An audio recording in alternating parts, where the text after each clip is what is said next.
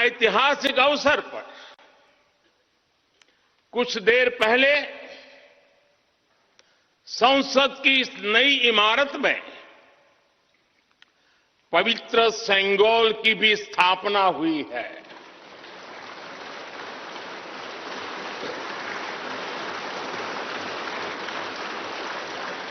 महान चोल साम्राज्य में सेंगोल को कर्तव्य पथ का, सेवा पथ का,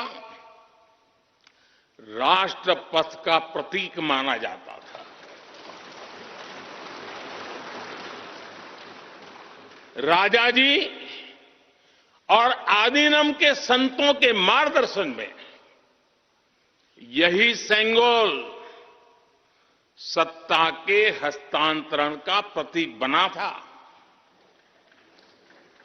तमिलनाडु से विशेष तौर पर आए हुए आदीनम के संत आज सुबह संसद भवन में हमें आशीर्वाद देने उपस्थित हुए थे।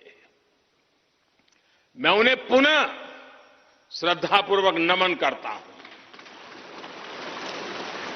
उनके ही मार्गदर्शन में लोकसभा में ये पवित्र सेंगोल स्थापित हुआ है। पिछले दिनों मीडिया में इसके इतिहास से जुड़ी बहुत सारी जानकारी उजागर हुई है। मैं इसके विस्तार में नहीं जाना चाहता हूं, लेकिन मैं मानता हूं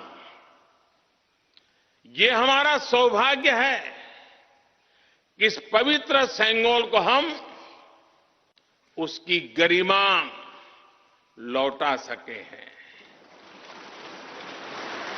उसकी मान मर्यादा लौटा सके हैं। जब भी इस संसद भवन में कार्यवाही शुरू होगी, ये सेंगोल हम सभी को प्रेरणा देता रहेगा। साथियों, भारत एक लोकतांत्रिक राष्ट्र ही नहीं बल्कि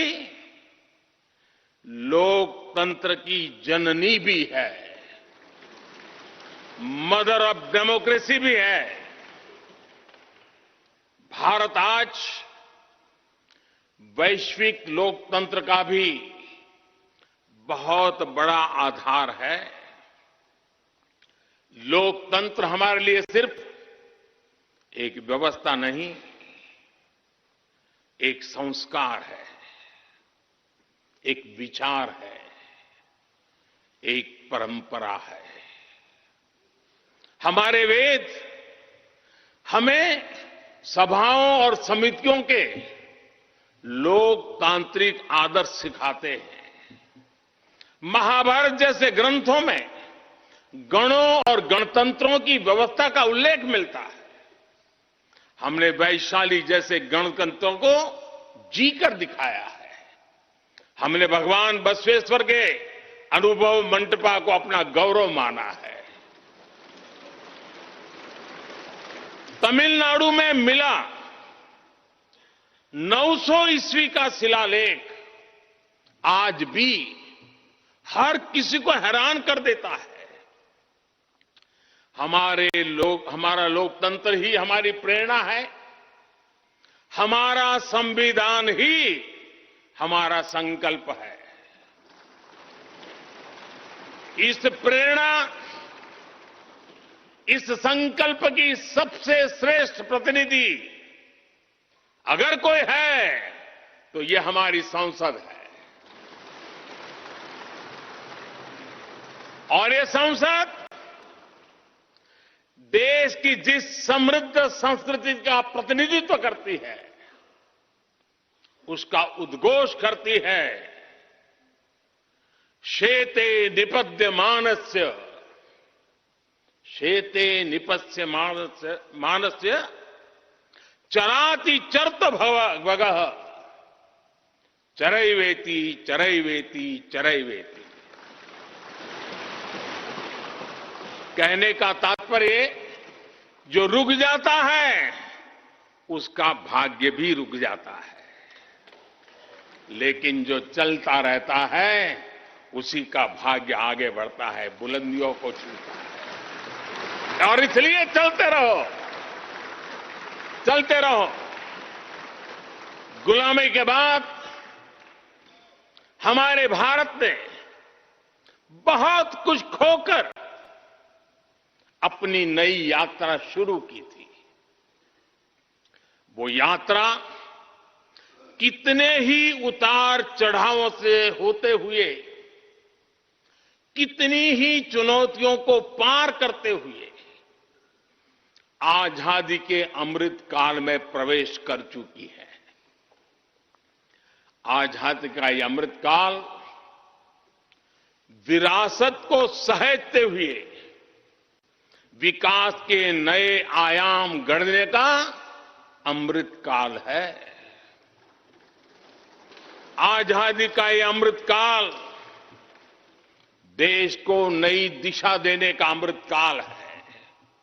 आजादी का ये अमृत काल अनंत सपनों को, असंख्य आकांक्षाओं को पूरा करने का अमृत काल है। इस अमृत काल का आह्वान है,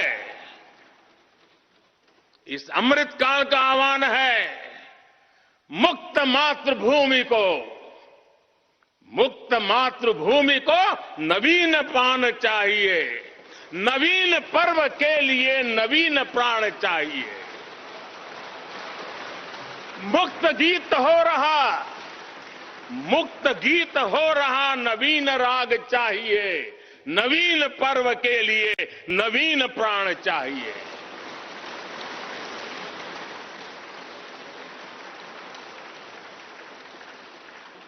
और इसलिए भारत के भविष्य को उज्जवल बनाने वाली इस कार्यस्थली को भी उतना ही नवीन होना चाहिए, आधुनिक होना चाहिए। साथियों, एक समय था जब भारत दुनिया के सबसे समृद्ध और वैभवशाली राष्ट्रों में गिना जाता था।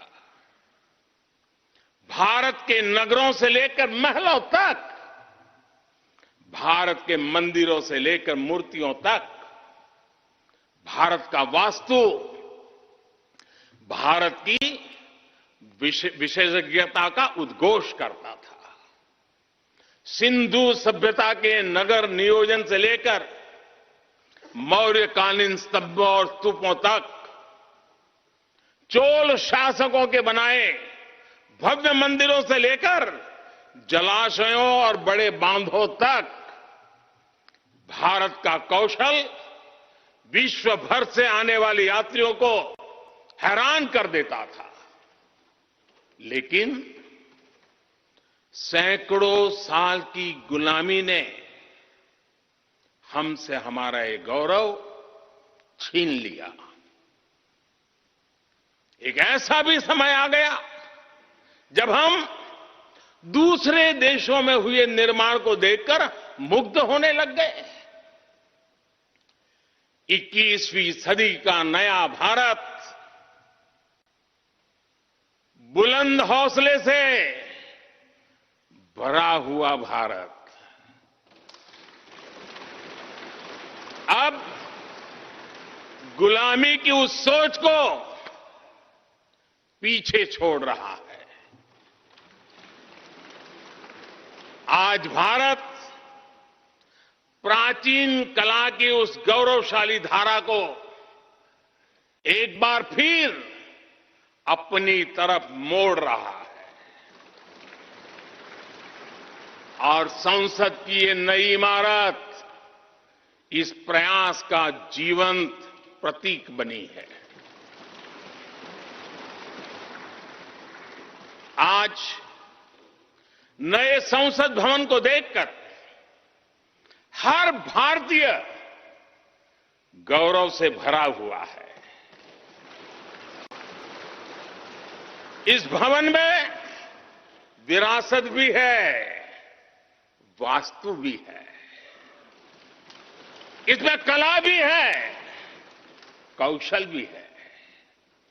इसमें संस्कृति भी है और संविधान के स्वर भी है। आप देख रहे हैं कि लोकसभा का आंतरिक हिस्सा, यहां भी देखिए, यहां भी देखिए, राष्ट्रीय पक्षी मोर पर आधारित है।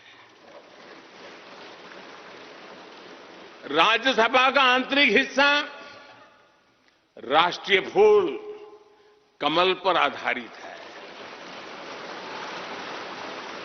और संसद के प्रांगण में हमारा राष्ट्रीय वृक्ष बरगद भी है। हमारे देश के अलग अलग हिस्सों की जो विविधता है, इस नए भवन ने उन सबको समाहित किया है। इसमें राजस्थान से लाए गए ग्रेनाइट और बलुआ पत्थर लगाए गए हैं। ये जो लकड़ी का काम आप देख रहे हैं ना, वो महाराष्ट्र से आई है। यूपी में भदोही के कारीगरों ने इसके लिए अपने हाथ से कालीनों को बुना है। एक तरह से इस भवन के कण कण में हमें एक भारत श्रेष्ठ भारत की भावना के दर्शन। साथियों, संसद के पुराने भवन में सभी के लिए अपने कार्यों को पूरा करना कितना मुश्किल हो रहा था, ये हम सभी जानते हैं। टेक्नोलॉजी से जुड़ी समस्याएं थी, बैठने की जगह से जुड़ी चुनौती थी।